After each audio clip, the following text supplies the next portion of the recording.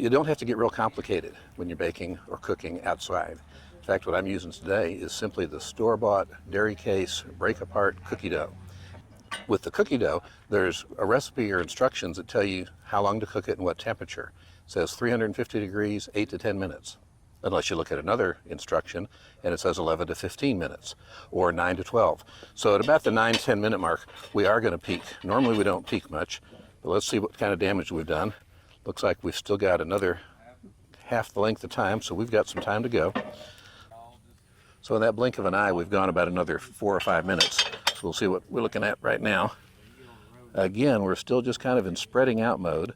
So we're going to go another 5 minutes before we even mess with it any further. Now, I'm smiling here because sometimes, even though things taste good, they may not turn out exactly like you thought they'd look. So come over here with your camera and zoom in.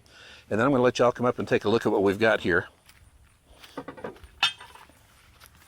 So what we started out with was slice and bake cookies, basically. And we put them in carefully.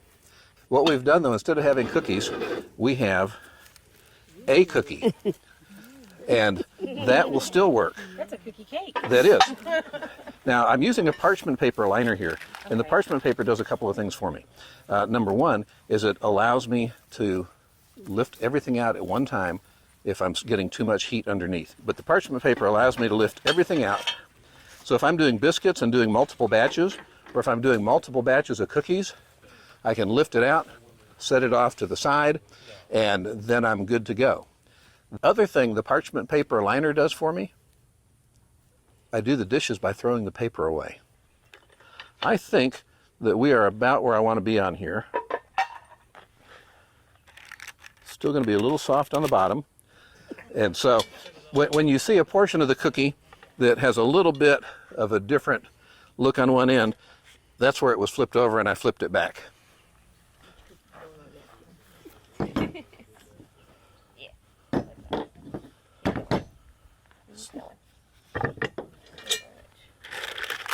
I'm going to take this straight out and set it straight on the table. Now I can get the hot stuff away from you. And this is why I like to use parchment paper in a pan when I'm baking, because now the dishes are done.